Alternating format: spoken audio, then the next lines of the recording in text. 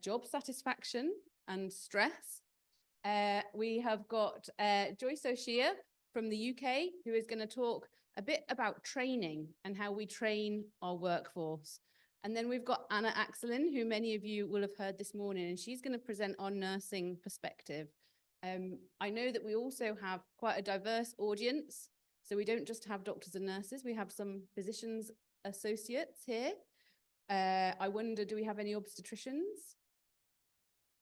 No? Any midwives? No? Any allied health professionals? Pharmacists, psychologists? No. Ophthalmologists? Or have they disappeared? I think they may have run away. So we can't see them. We can't see the ophthalmologists. So anyway, so we have a diverse group here. So hopefully we'll have a really good debate and maybe solve some of the big problems. So I'll start by handing over to Gustavo to start us off. Okay, good afternoon, everyone.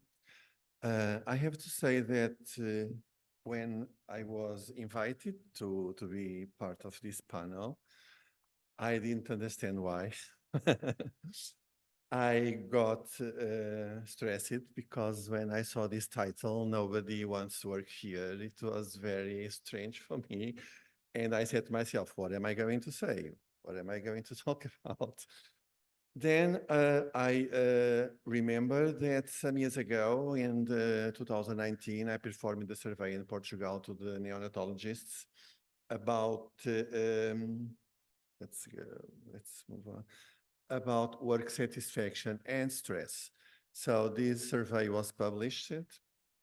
I don't know if anyone read this one, but I'm going to summarize the results because it talks a little bit about the perspective of the doctors in Portugal. So let's start. The purpose of this survey was to assess work satisfaction, main causes of dissatisfaction and stress among the neonatologists in Portugal, and also the quality of life and leisure time in Portugal. So I used an electronic survey. It was anonymous with 46 questions and a field for observations. This survey was sent by email to all members of the Portuguese Society of Neonatology. It was made in 2019. I don't know exactly how many neonatologists do we have in Portugal. We calculate 2005. By that time, I really don't know the exact number, but it will be about that.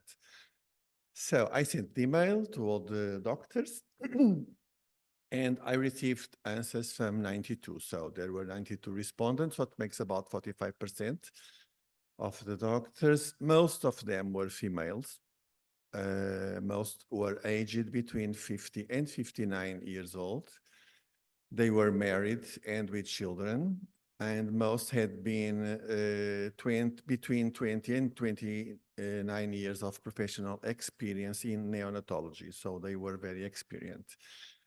Most worked in a level 3B unit with over 250 admissions per year and over 2,500 deliveries per year. The majority needs to exercise private clinical practice and not only the public hospital. Most worked in academic centers and most participate in teaching. Most respondents classify their clinical activity as satisfactory and very satisfactory. Also, they classified it as prestigious and professionally and intellectually stimulant. Most felt extremely tired due to overwork. So they were all very happy, but they were very tired also. They said that this fatigue affects physical and mental health, as well as family and social life. Anyway, they were happy with their work. Most developed strategies to reduce the effect of tiredness. Most of them consider that annual vacation days are not enough to recover from that tiredness. The most stressful reported aspects in clinical life were the emergency services, dealing with death situations, deciding to withdraw care, dealing with decisions on threshold of viability and treating critically ill patients. I think this is very significant and then can help a lot to our title that nobody wants to work here. But I think we are going to come back to these points in a few minutes. When they were asked when they think to the age when to stop doing emergency service, the neonatologists responded that they consider the age between 50 and 59 years old to stop doing emergency service. So in Portugal, we can stop it at 55. Some reported that was an injustice of the absence of age-based exemption for emergency service in private hospitals. So in public hospitals, we can stop doing emergency service at 55, but in the private hospitals, there is no limit of age. So they have to do until they go out from there. I'm not going to read all the survey because it has 46 questions and this field for observations, but I'm going to read this observations field because this resumes, I think, the most important aspects. So they had many complaints. They told that there was a lack of human resources that obliges to work overtime and far beyond what is advisable. They said also that neonatologists are underpaid. And they told that there is a lack or a blockage of renewal of the medical staff. So there is lack of human resources and there is blockage of renewal of medical staff. So not many doctors working in the units. They mentioned a lot of excessive work in emergency services, mainly at night.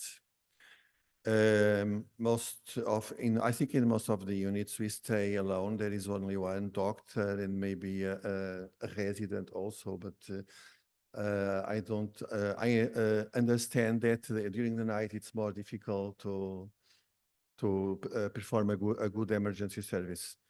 They also reported an injustice in the existence of different working regimes because some doctors work with exclusivity.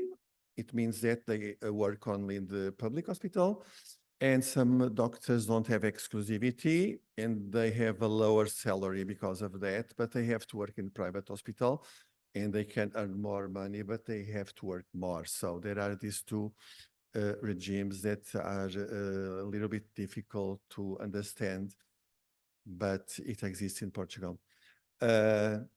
The lack of recognitions by hospital authorities, Ministry of Health and the government of the sacrifice to provide over 24 hours of work. So our emergency services were of 24 hours and the extra services were also 24 hours. So if we did 2 or 3 emergency services in a week, the 2 or 3 services were 24 hours, over 24 hours, and this is very disgusting. And I think nobody imports with that, so that it was our problem and nobody else's problem. So today it's not like that, so we don't have more 24 hours, but in 2019 we still had, so it was a huge problem. They said that night work should be accompanied by a weekly workload reduction in addition to a better payment. Intensive care activity should fall on a professional group of rapid wear profession. So we all know that it's an intensive care, it's a rapid wear profession, so it should be part of that group. They said also that working conditions have deteriorated in recent years, notably due to a shortage of health professionals, along with increased bureaucratic and administrative demand. Yes, it's true, coupled with insufficient and/or obsolete equipment. It was created a fair expectation in success rate, the pattern of which has been very difficult to maintain. Scientific activity should be promoted and facilitated. Most of them said that, as well as regular updating of knowledge. Counting the time before retirement should be different since it is a weird entire profession. So these are some of the complaints of the neonatologists in Portugal. I think this slide, I only, I'm going to read the third paragraph sentence. The role of women with children at home is of great importance, and that in most cases causes a workload. Because most of neonatologists were women with children, and so they have to stay at home during at least 2 years. So the colleagues have to work for them. So it's a workload for those that are working when they are at home with babies. When asked about scientific update and research, they told that although many of the institutions are linked to university education, the organization of scientific research as well as participation in national and international multi-center studies is not high. Probably a reduction in the clinical workload would allow clinicians to be able to play a role in scientific research activity. The majority of the centers encourage access to professional training like courses, congress, and others, but do not provide financial support. So we don't have financial support to attend congress, courses, etc. This aspect reflects the lack of specific funds for such training. It is an aspect that is a reflection since the constant updating of knowledge is fundamental to the correct and updated clinical practice. When they were asked about the two jobs to work in the public hospital and the private hospital in the afternoon, the majority of respondents need to exercise, they said that they need to exercise private clinical activity, and the minority working on an exclusive basis consider themselves underpaid. So some have to work in private clinical hospitals, and those with exclusivity are underpaid. Overall, neonatologists in Portugal consider themselves underpaid. Even those that work in the private hospital, they also consider themselves underpaid. They have two jobs, but they consider that they are underpaid. So they have to work more, they are more tired, but they are underpaid as well. It is often mentioned by physicians that working conditions in the health system have deteriorated in the recent years, aggravated by the financial crisis. Regarding work satisfaction, job satisfaction was high in this survey. Okay, although I have mentioned a lot of complaints, job satisfaction was high because they like what they do. Neonatologists like to be doctors and they like what they do with their patients. The majority felt that the profession has prestige. However, only a few consider themselves fully realize it, both as clinicians and scientifically. Most reported a good relationship with colleagues and nursing staff. Most consider themselves to be subject to a lot of administrative work. I agree, because I also have a lot of administrative work. Most classify their quality of life as reasonable or good. However, they reported that the work as neonatologists negatively affects their quality of life. Most have little time for leisure activities. However, they say that they would choose neonatology again as a professional area if they had to do it again. That's good. In conclusion, the satisfaction level of neonatologists in Portugal is high. So this was 5 years ago. I don't know today. However, some adverse working conditions, overwork, low salaries, and unmet need for scientific activity promotion and facilitation, as well as regular updating of knowledge, were some of the complaints placed by a significant number of neonatologists. And thank you very much. Thank you. Is that working? Oh, yeah. Just before we move on to Joyce, there is just a question about clarification of emergency services. Do you mean kind of being on, when you talk about being in emergency services, do you talk about being on call in the NICU or working somewhere else as an emergency? We usually are not on call. We are inside 24 hours and we are called for everything. So we are not on call. We are just there. We assisted the deliveries and we have to look for the patients inside the unit. Okay, Yes. great, thanks. Joyce. Okay, thank you. Another perspective now, a UK perspective, maybe.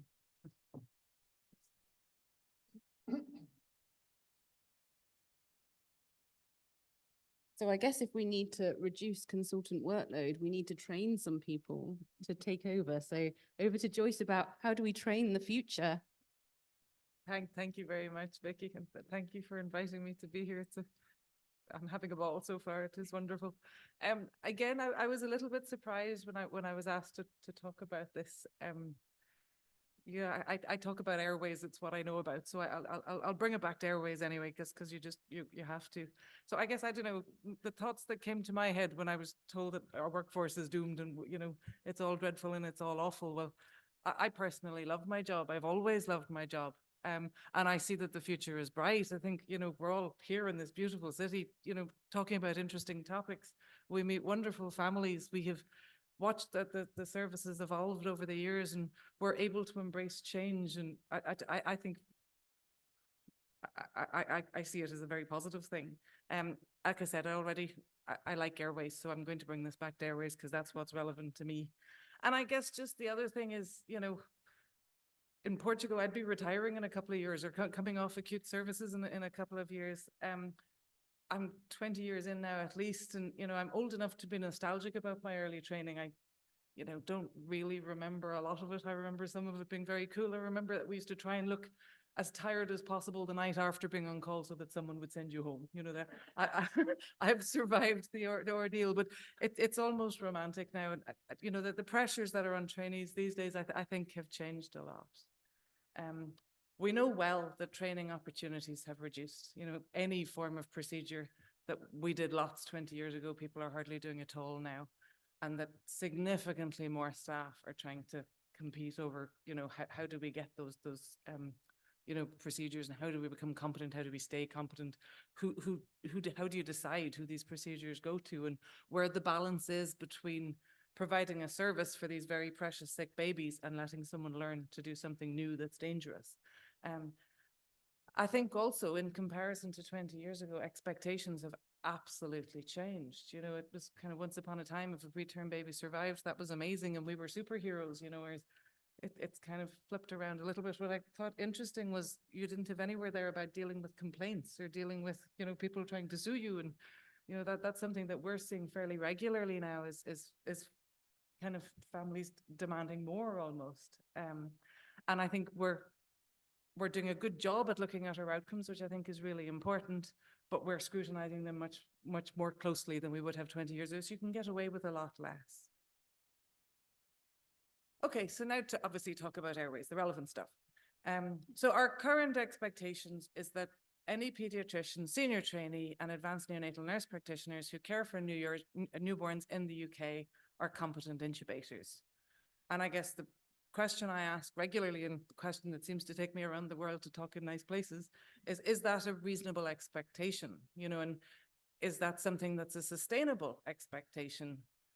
And then I guess, if it's not a reasonable expectation, how much would we have to change the service to adapt for that? I think that's interesting questions going forward.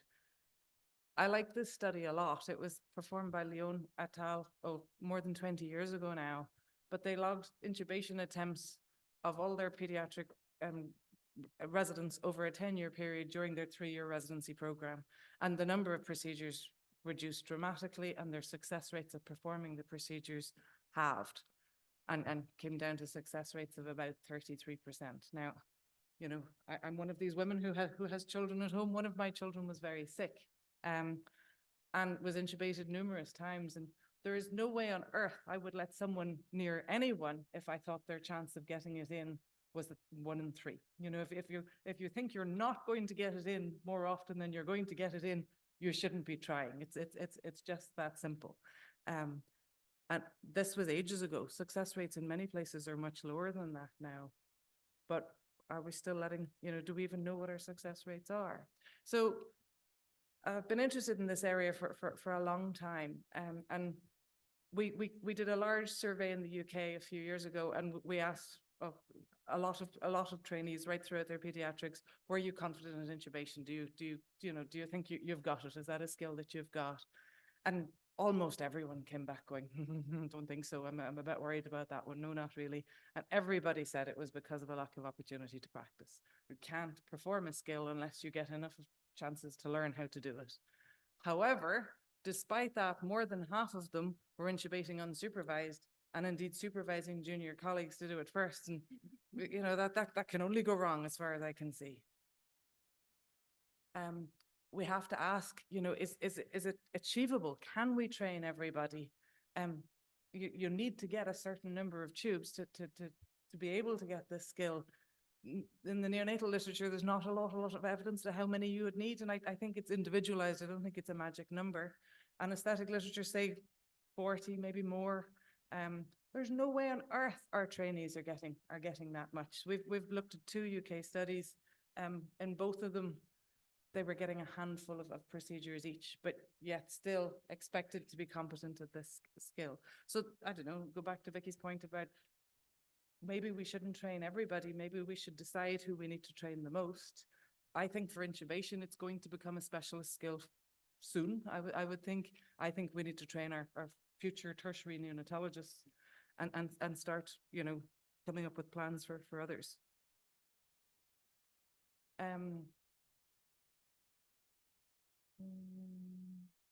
Okay, so I think there's maybe a bit missing, but anyway, all good. So that's trainees coming through, but in Scotland, 40% of babies are born in non-tertiary centres, and they're managed by paediatricians who are, doing some neonates, some pediatrics. So how about their exposure to procedures? Because still, there's going to be 10% of those babies will require resuscitation, 1 to 2% will need quite a lot.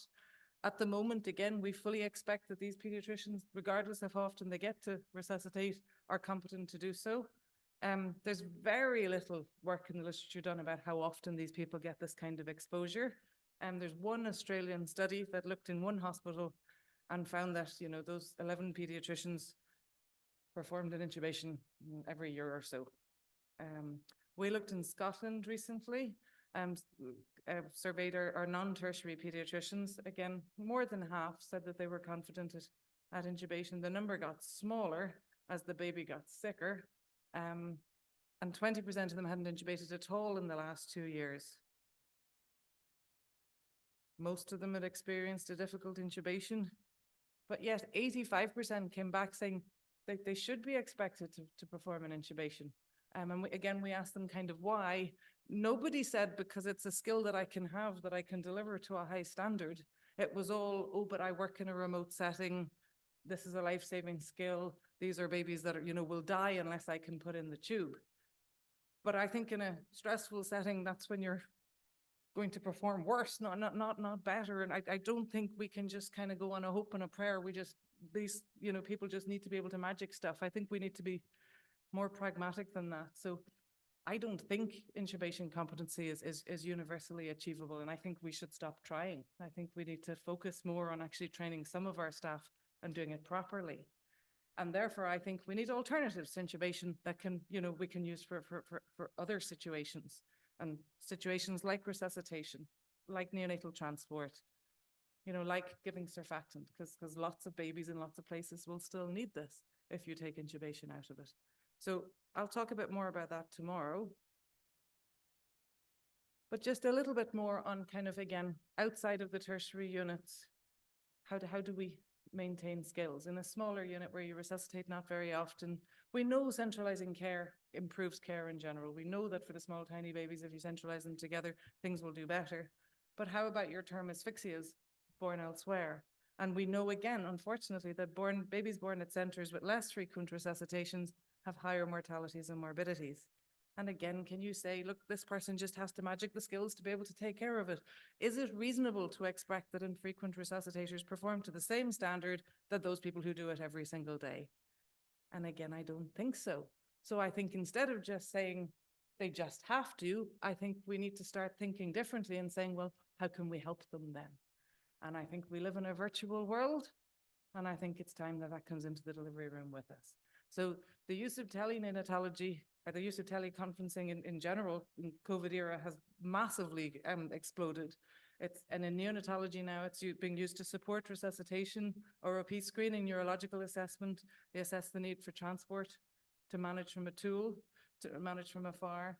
And I'm particularly interested in, can we, you know, I do some of my on-call in a smaller hospital 30 minutes away from where I live. And I've several times in the last few years got the phone call saying, full recess ongoing, we need you now. You know, I think you can't have me now, you know. We need to come up with something else. So we did a review on, you know, can supporting virtually from afar help things? And it seems very promising.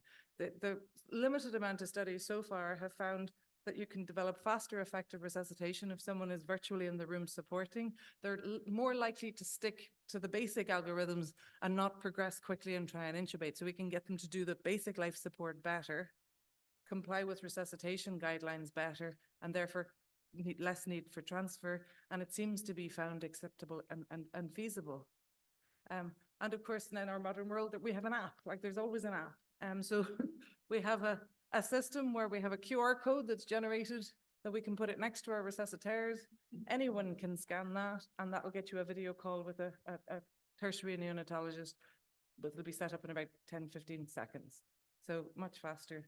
We have already this implemented within our transport service, so we can, again, virtually assess before we decide that we want to send out. We can manage from afar from very, very quickly. And we're also now starting to implement this in our non-tertiary centres around Glasgow. It'll be a new learning tool, and we'll have to learn along the way. But I don't know. I still think neonatology is awesome. I think in 20 years' time, we'll still be loving our jobs. But the challenges today are different than they were before. And I don't think they can be solved by continuing to do what we've always done. But it gives us the opportunity to find new solutions and think outside the boxes, and we have more technology and all of that. Thank you very much. I'm hoping that hit the brief of it. Thank you.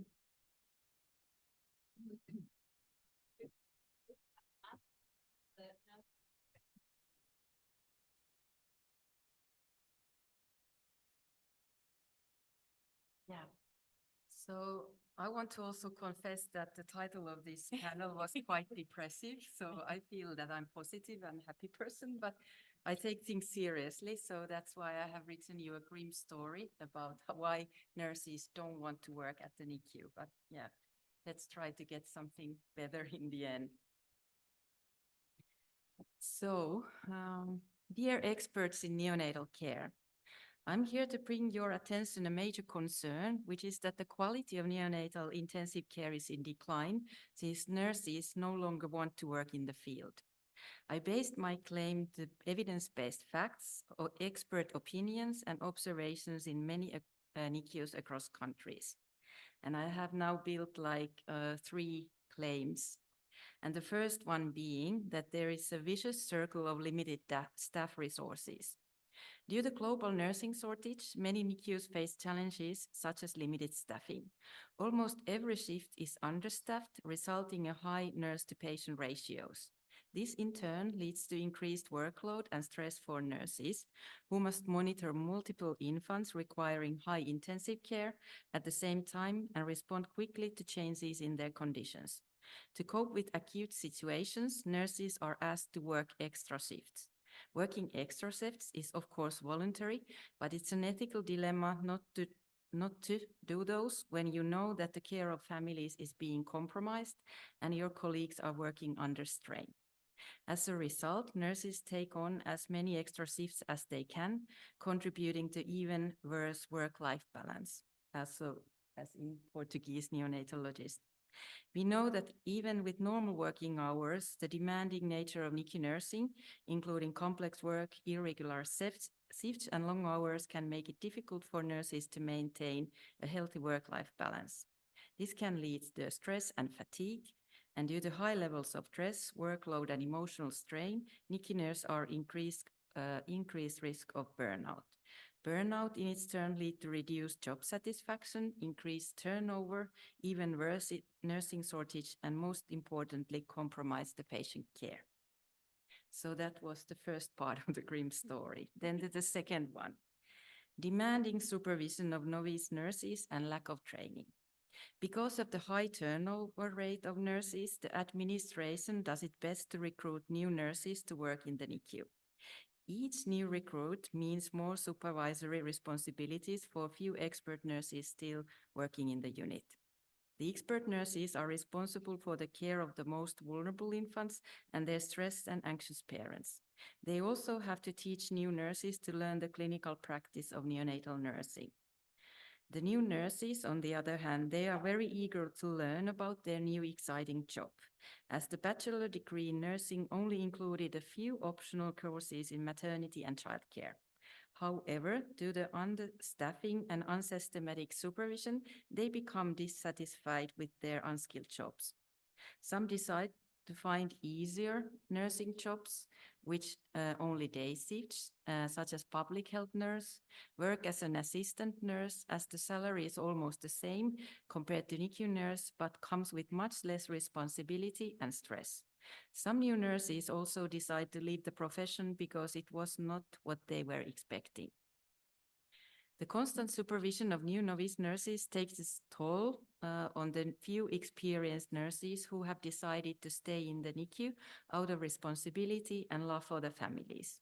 Due to constant workload and lack of money in the healthcare system, the experienced nurses do not have access to continuing education.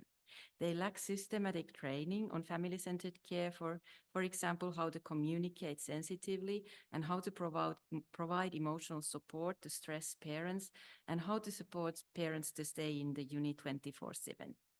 Limited access to specialist training and support services make nurses feel that they are working on the basis of old knowledge and intuition, with little hope of developing their own work. Neonatologists and parents give them negative feedback about their inconsistent communication and stepping over the parent's role. Despite the good moments in their work, this feedback makes them feel worthless and cynical about the better future. I start to almost cry. So then to the third fact. Outsiders in the infant care team. The old nurses remember the good teamwork with the neonatologist. Parents spend only a few hours in the NICU and nurses took care of the infants. While providing hands-on care to the infants, nurses knew how the infants were doing and the neonatologist respected them for this information and for working together to provide the best care for the infants. Nurses had a clear role in working with the neonatologist. But suddenly things began to change. About 15 years ago, a strong new movement to implement family-centered care began. Parents' associations were empowered and with help of physicians were able to make important changes in NICU care. Parents finally won the right to be with their infants around the clock and in some units to have single family rooms. Neonatologists learned about these new practices at conferences, and nurse researchers provided evidence of the positive effects of family-centered care on parents' well-being and infants' development.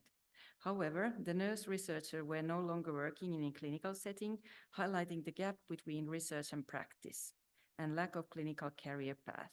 Suddenly, parents had taken over the nurses' traditional role as caregivers, providing their observations about the infant to support medical decision-making. At this point, nurses do not know how to take their role as a facilitator to help parents become experts in their care, in their infant's care. The neonatologist and parents sometimes make medical rounds without the nurses, so they are unaware of decisions being made. This leads to a position where nurses feel in opposition and outsiders in the care team. However, in the adult ICUs, nurses still have a clear and respected role as a care team, so some of the few expert nurses are moving to work there. There are also rumors that AI will take over the most of the nurses' work. Although the old care team suffered from hierarchy between doctors and nurses, the nurses still felt that they were heard and respected. Hopefully, I was able to clearly articulate to you some reasons why no nurses want to work in the NICU. That is because of lack of resources, proper training, and feeling unvalued in the infant care team. I hope that we all are willing to take nurses' perspective today and discuss any positive possibilities to make this situation better. Thank you. Thank you. Wow. Okay. So just to ease us all in gently, we have a few questions, but we thought in true 99 NICU fashion, we would start with some polls, because what is a 99 NICU conference without Slido? Okay. So we just thought that we would see, we wonder maybe we're being very negative, and maybe this is not a problem you all have. Maybe this is just a local problem to some of us. So to what extent do you think your unit struggles with staffing? Are you regularly short-staffed? At which case, you're the really distressed looking emoji down at the bottom there. Or are you always excellent and well and fully staffed? And that can be medical staff, nursing staffing, whatever your opinion is. So who's got the heart eye emoji with the excellent staffing? Because I think we maybe are all coming to work with you. Is that in Swansea in Wales? Am I coming over to Wales? No, oh, shame.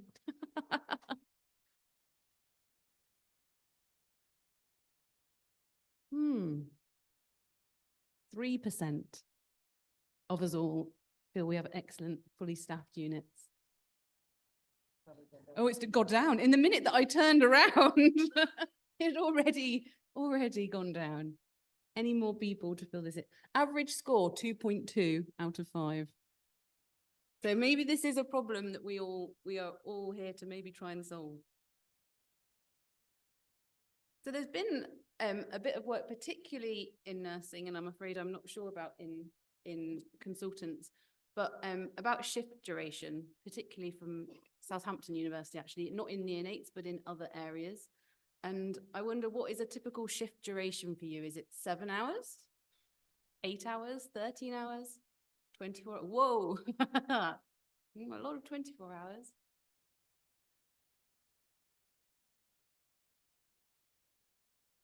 Asking for a typical, Mm, not yeah. an emergency, typical. Yeah, because just a they live typical kind of, 24 hours. But what would you have? I had in during emergencies. Yeah, okay, so on call, Our 24 typical hours. is about 8 hours. Typical 8 hours. Joyce? We'd have long days. So, yeah, 12, 13 hours, but we'd have standard 9 to 5 days as well. Yes, so you get into Yeah, it. and we have night shifts as well. Anna? I used to do like 12-hour shifts. 12-hour shift. We do have another microphone. Is this on? Oh, yeah. 60-hour weekends.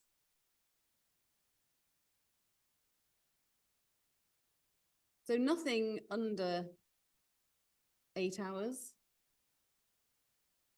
Okay. Oh. How much choice do your staff get working on your unit over their shift patterns and durations? Or do they all just do what they're told to do? Do they just turn up and do their shifts? Lots of choice. Yeah, where's that unit? Yeah, again, we're going there. Lots of choice and no choice, 2 extremes. And I guess we can think a bit about whether or not this matters.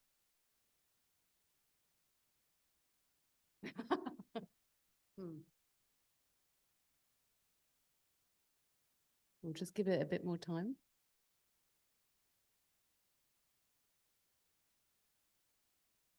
Almost none except the swap. When you're desperately trying to get maybe your own wedding off from the rota. Can anyone swap? Because I want to get married on this weekend, and currently I'm working and my husband won't come to the hospital to get married. Okay, so no choice in quite big letters in the middle there. And then finally, do you think a research active unit helps promote staffing, or do you think it hinders staffing? Do you think we should have nurse researchers on a neonatal unit? Do you think our consultants and our allied health professionals should be involved in research, or do you think it does it make the staffing problem worse to have people in these roles?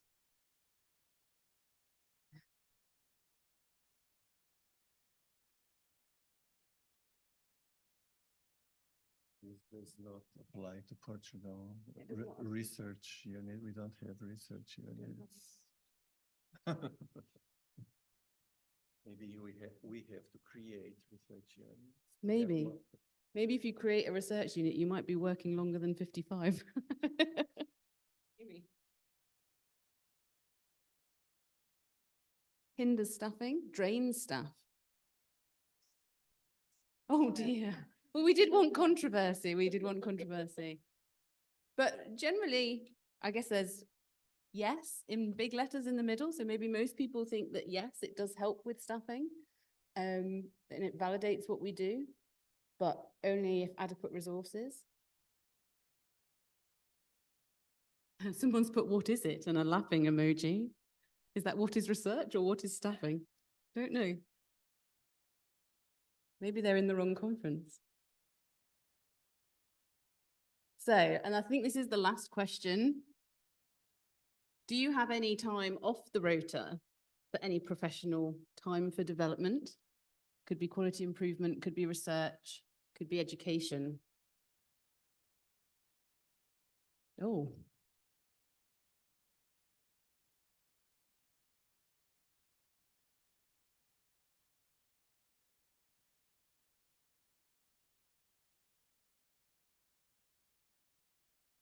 I think somewhere there is a unicorn neonatal unit that is excellently staffed, has time off for professional development every week, and maybe does an 8-hour day. And I wonder where that is, and we're all flying to you. Is it in the Netherlands? No, they're not admitting it if it is. For me, it's no. No. So no, yeah, well, maybe kind of an equal split then, but once every week is pretty good. So some food for thought there, I think. But we do have some questions in the Slido, and I think we probably just need to get some discussion started. I think the first one perhaps is on the Slido. I think staffing and shortage of nurses is probably a critical issue for us. What can be done to solve this? We're just going to start with the big question. And how can we do that by building teams, etc.? So I don't know if Anna wants to start, and then we can. The one thing that we have tried to do is sort of start to write positive stories about our work, because now it's like a catastrophe in every paper you see in Finland, that no nurses or whatsoever. So we try to sort of make our profession more attractive for young people, that this is actually nice. You are changing someone's life. You can make infants feel better and their families. So I think that could be one step. So making it look positive outside.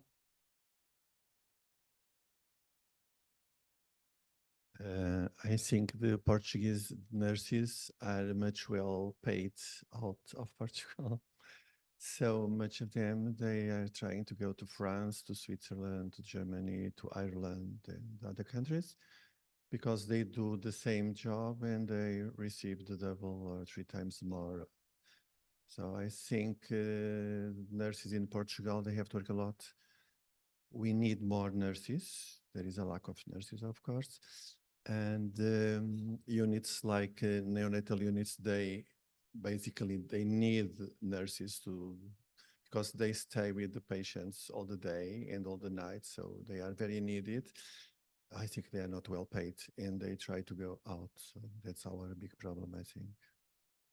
We need to pay everyone more. Is that a good message? Go on, Joyce. In our unit, if we happen to be reasonably well staffed from a nursing point of view, they will get stolen by the rest of the hospital. And I think it's awful. I think it's absolutely horrible. It wouldn't happen in the medical world. So essentially we're busy most of the time, but then if we have a quiet day, nursing staff will be poached to work in bits of the unit of the hospital that they're not familiar with, haven't had induction for, you know, are strangers on, they're doing different things. And I think it should stop. I really do. We have a big, huge pool of nurses, so we're valuable, I guess, to the rest of the hospital. But I think to ask someone to go and it's very much gives the message that a body is a body is a body, and we're not special, we're not individual. We don't, you know, our skill set is even, it's just, you know, you can just, I think it's a dreadful practice. You know? I have Yeah. a phrase sometimes, it's about bums on seats and not necessarily the skill that comes along with that. Are we just trying to make up numbers with anybody? Or are we trying to get the right people with the right skills? Do you think that's got worse, maybe post-COVID? I don't want to keep bringing it up, but where we were all expected to maybe get redeployed to different areas. Do you think that that's made begging and borrowing staff? Yeah, it's all the time, and they universally seem to hate it. We feel quite uncomfortable if our patient is much bigger than Yeah. this. But I wouldn't like to be thrown into a unit I've never worked in before and to be told just get on with it. And, you know, it's not treating people with professional respect or courtesy. Anna, did you have the same problem in Finland with people borrowing? Yeah, your that staff? has, we are working in that way in our pediatric clinic. So that where you need most nurses, where there's lack, so people go there, and it has huge resistance and like decrease the job satisfaction clearly. So, yeah. I guess a question that we haven't tackled yet, which is on here, is well, it's not phrased in this way. I'm just going to make it a bit more controversial. But does it matter to our patient outcomes if we're well staffed or not well staffed? To what degree are clinical outcomes connected to staffing?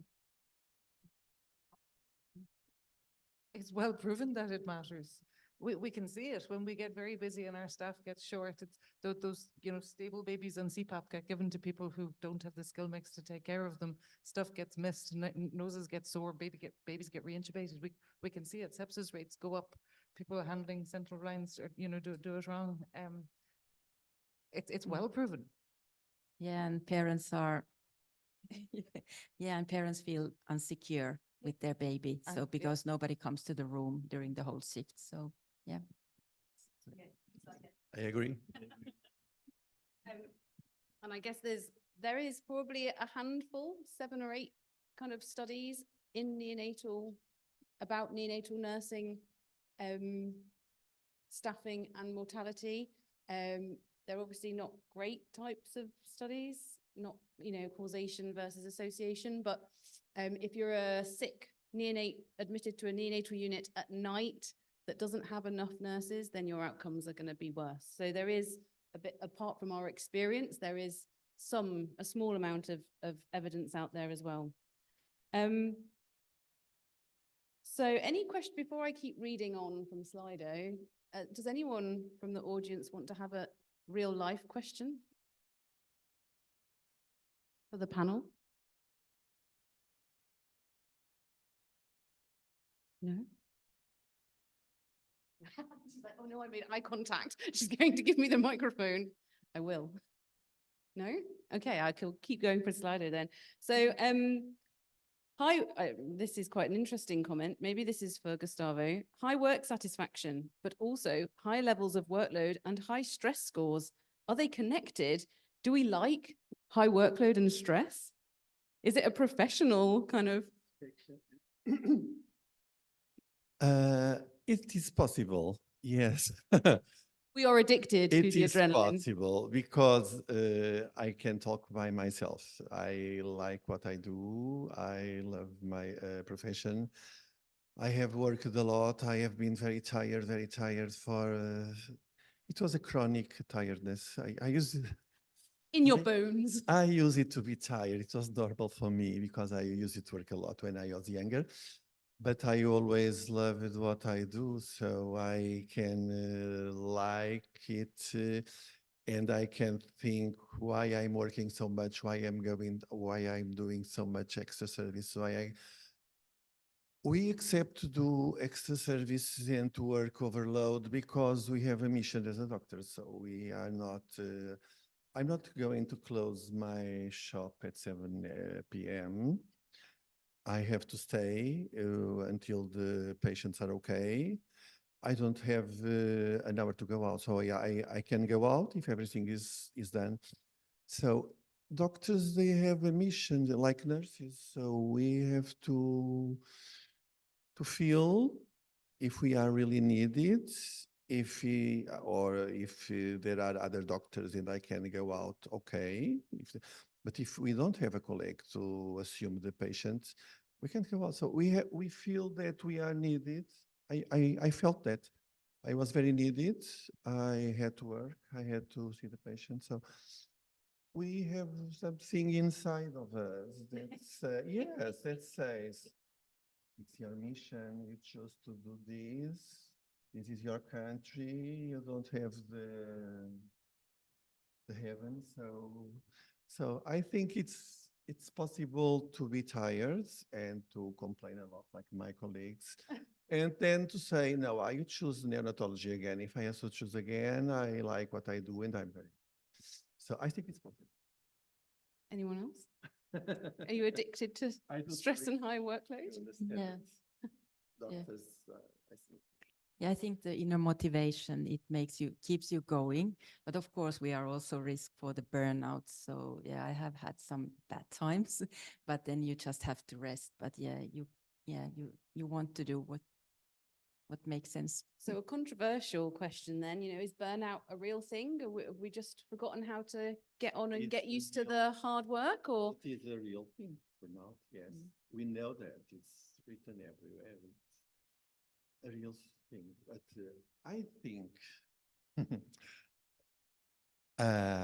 between burnout and I think they call now rush out. That is a boring profession without nothing to do, nothing stimulant. I think I prefer a profession that is more stimulant and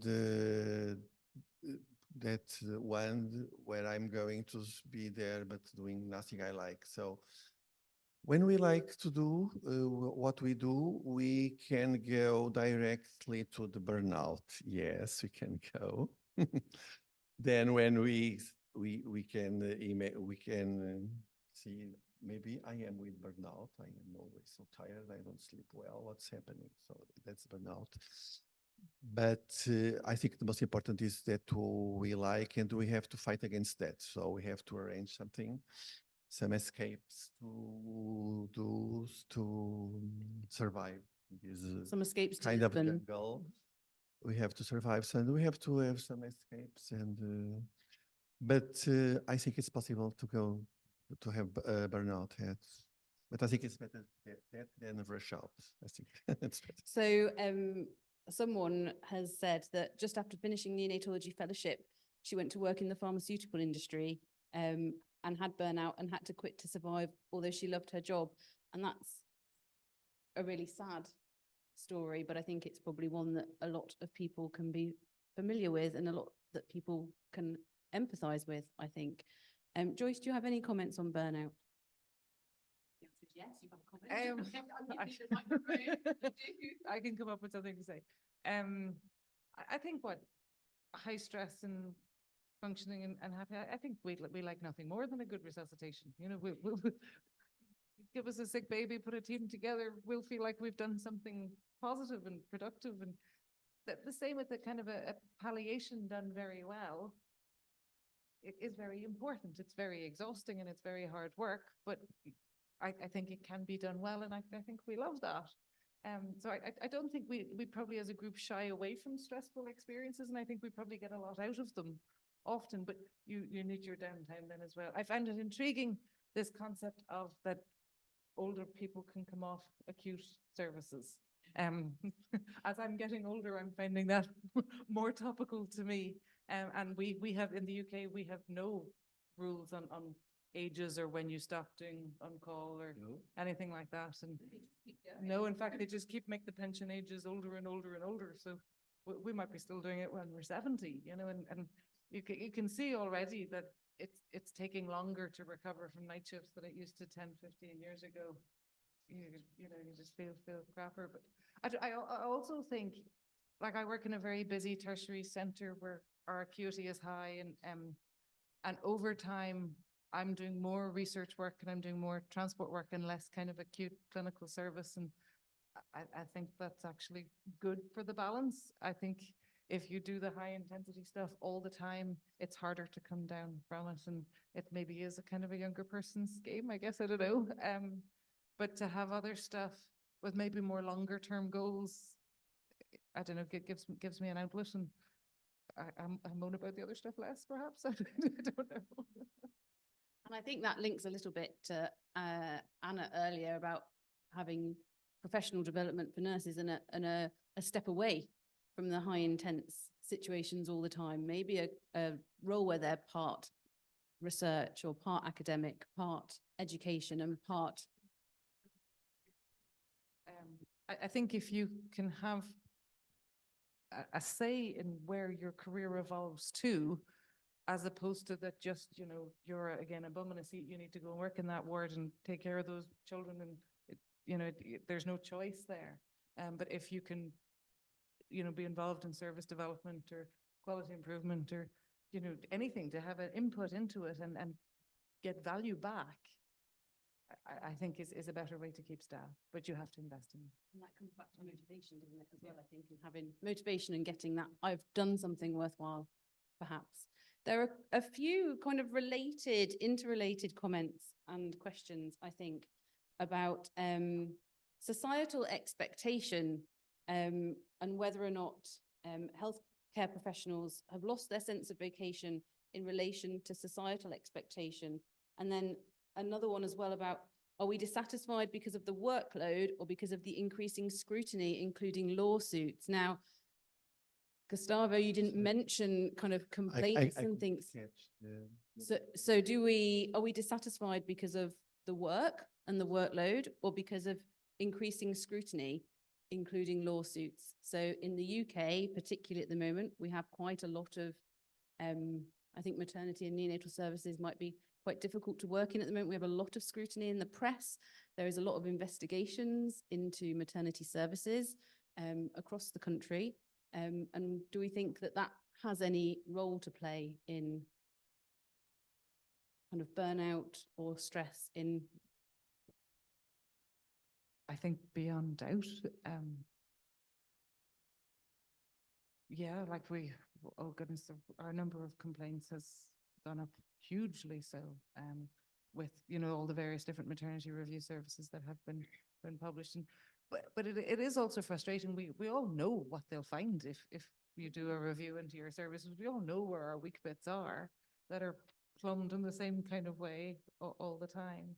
I don't know. It seems though in the States that they're much worse than us again. You know, formulas causing neck and probiotics are just bad and evil, and at least we're not there.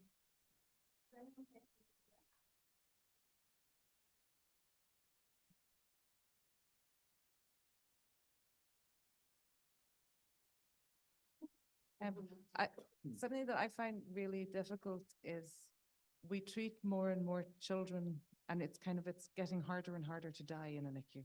You know, and there's babies that we can keep alive for considerable periods of time. You know, and I've often kind of said, if we do a survey of the staff here, how many people think this child isn't going to survive long term, then someone needs to tell that to the family. You know, and I think that, and PICU, I think, is probably even worse than NICU. Of it, the whole can versus should debate is louder and than ever before, and so many of our babies do incredibly well, but some of what the children have to go through before they're allowed to die is a big struggle, I think. Yes, I think it is stressful to deal with the decisions, namely in very preterm babies. So, and I think in the neonatal units we have that very often, and it is stressful. And it was one of the things in the survey. The doctors told dealing with bad decisions on and very small preterm of 23, 24 weeks. So I think that's very stressful, yes, and we have many patients. We are always having, so, and it accumulates maybe a little bit. Of course, with age, we get stronger to that. We get stronger, but dealing with that and viability and withdrawal care, it's stressing, and yes, I think so. I agree. So that links quite nicely to a comment, I guess that's a bit about self-care, which is a bit of and well-being, which is a bit of a buzzword at the moment, I think, at least in the UK. As a team leader, you provide assistance to your team after a challenging resuscitation or a code, yet you find yourself lacking the necessary support for your own needs.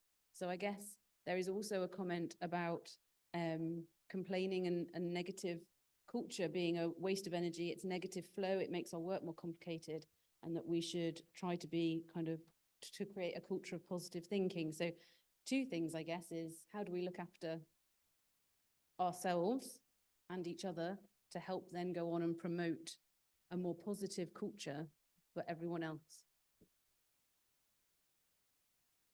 Yeah, I've been thinking a lot because I'm now in a leadership position.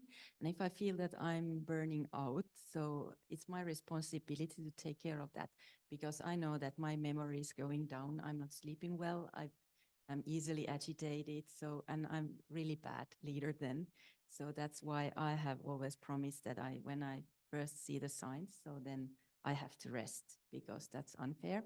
And also I think many nurses, they bring, it's not only about what's happening in the NICU, it's of course our whole life. So if there is something happening at home or wherever, so you should somehow maybe reflect that I'm not bringing that issue to this team today, or have support to handle that in some other ways.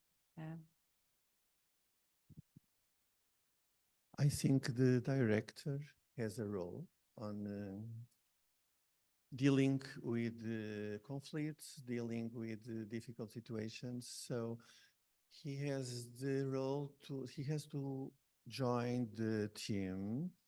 We all have to talk the same language. So I think that is a big role for the director.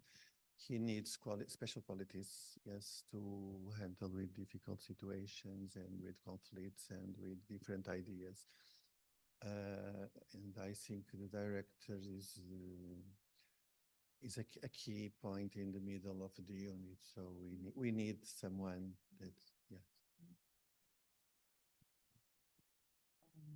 I think, yeah, I would agree with you entirely. I think how the unit is run will affect the culture of the unit, and again, in a lot of our UK units, the CD is at any time is almost given to someone, or they don't get an awful lot of time to do their job. It is difficult. I think support in general, though, as our consulting group, or right throughout medicine, colleague support to each other has always been phenomenal. I have never had a baby die without colleagues chiming in, kind of going, "Are you okay?"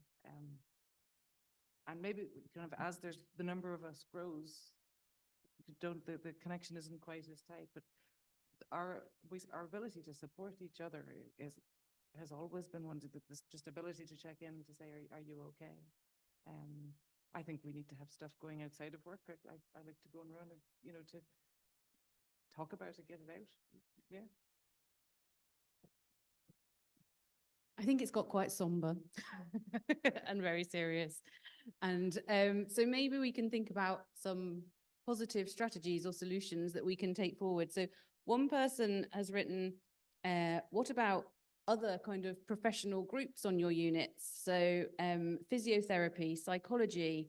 In the UK, we've also started having advanced practice paramedics working in neonatal transport roles. So what about other allied health professional staffing in your countries? What is that like? Do you see roles for them in promoting a unit that people might want to work in? Are you asking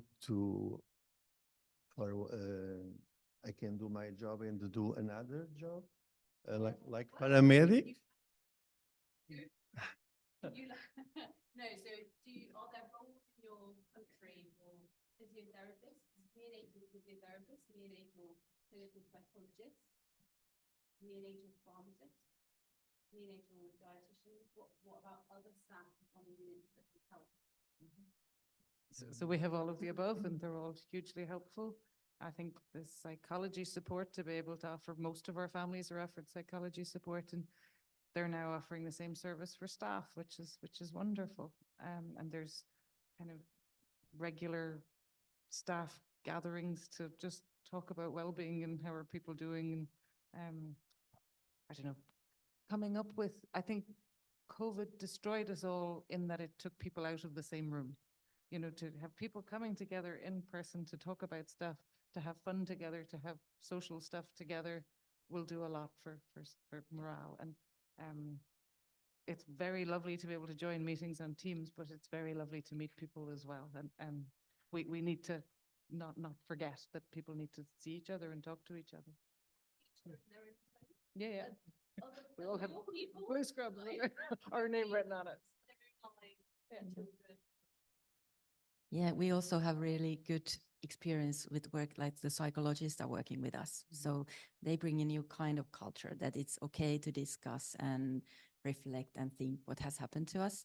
But I think also what's important is the peer support for the parents. So if we facilitate those situations that parents are able to discuss together and go through their experiences, so that has been helpful. Of course, then it's also away from our workload if the parents are able to support each other.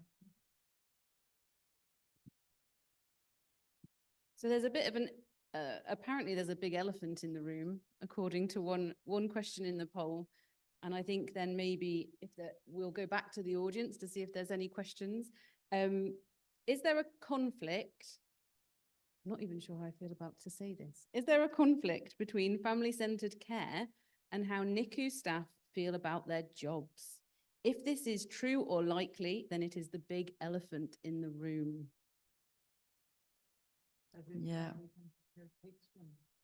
Yeah, is there a conflict between how family-centered? So Glasgow in the UK has a big family-centered care, and I know that Anna will also work in so I described that kind of situation, and I think what I described is a transition, which is also described in literature, that once you give up your old role as a caregiver, like hands-on, and then before you find your new one and before the team understand what's the new role, then things start to move on.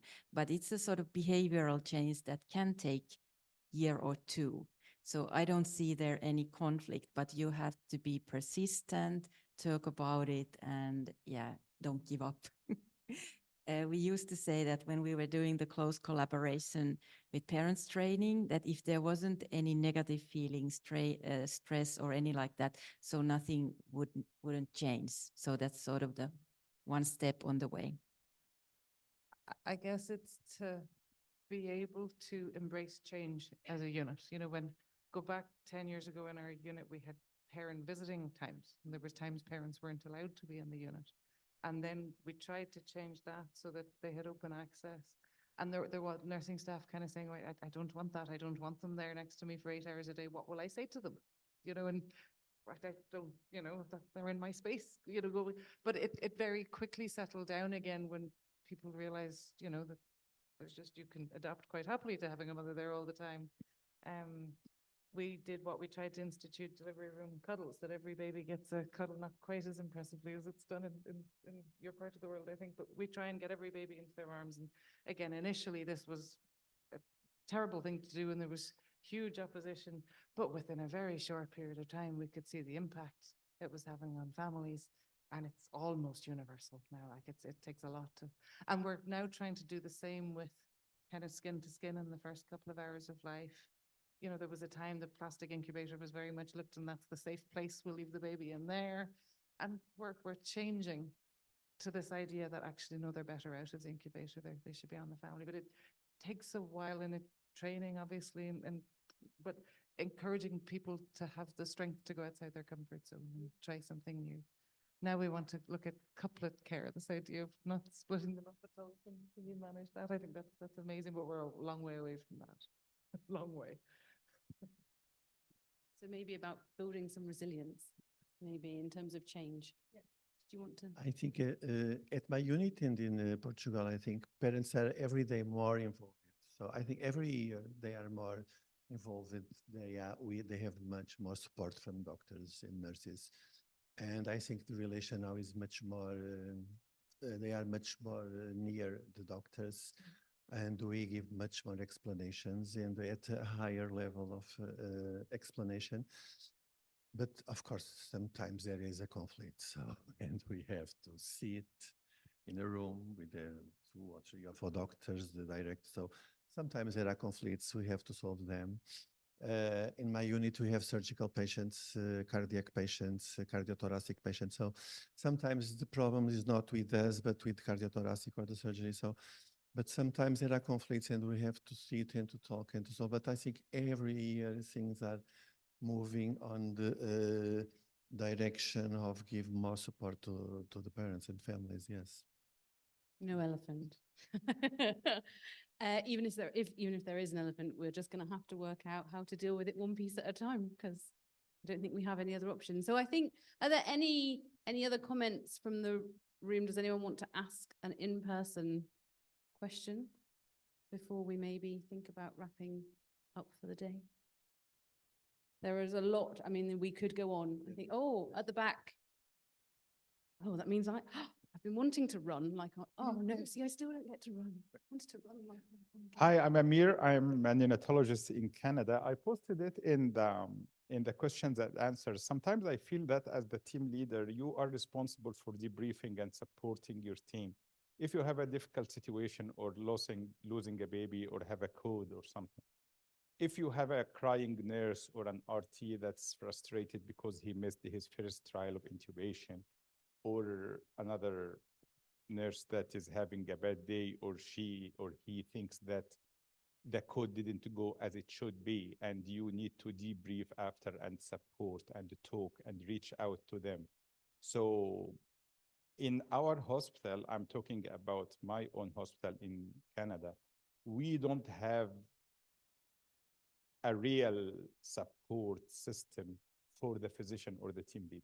So when I think of the team leader is responsible or is expected to provide support, but he or she does not have that kind of support. If he is frustrated or if he wants to talk, or yes, there is a peer program that you can reach out to someone if you wish to, but there is no standard practice that will check on you. Are you okay? Or do you want to, like, of course, there is no luxury of, like, if you have a 24-hour pulse and you have a traumatizing experience after half an hour starting your code, there is no other option. You suck it up and keep going. There is no, like, you cannot go or ask for any help or ask for someone to come. I remember once I was in the fellowship and we lost a baby after a procedure that I was involved in. And one of my colleagues was crashing down during the training, and there was no option for her to leave. That's not an option. Like, we don't have that in place. Thank you. Sorry if I took too long.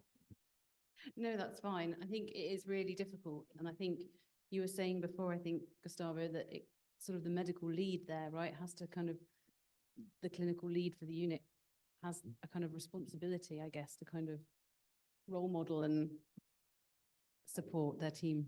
I don't understand.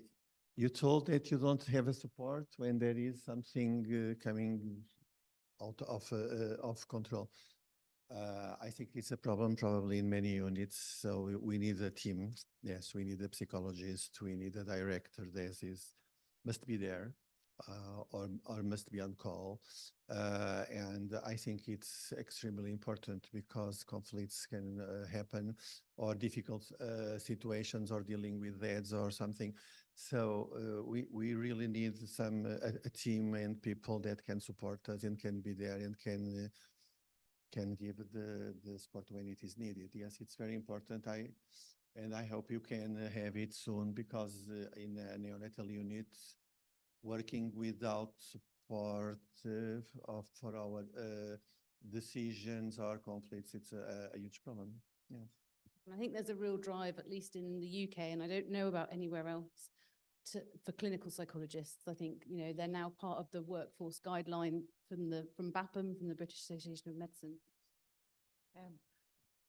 I don't know, the trainees in our unit tell us we're very good at taking care of them, or, you know, watching out for their well-being, so much more so than in the wonderful world of adult medicine. And I don't know if that's something that other people have experience of, or that, you know, again, people being allocated to a ward and just being there and doing the jobs of it, and not really being part of a team like it wouldn't back in the old days. Generally, the responses that we get from our trainees is very positive as to our supervision and look for their well-being, provide teaching opportunities, all that kind of stuff. But we keep hearing that adult medicine, it's a dreadful place to be. So maybe we're not as bad as we So think. maybe we can finish on a positive, that we're not as bad as adult medicine. Is that where we're going? That is our positive slant for the end of today. I thank you all for your attention and for staying here till the bitter end of the day. But thank you very much to all of our three panelists, who all confessed that they weren't really sure what they were going to do here, but have managed to talk well, I think, for a good hour and a half. So thank you very much. Thank you. Welcome.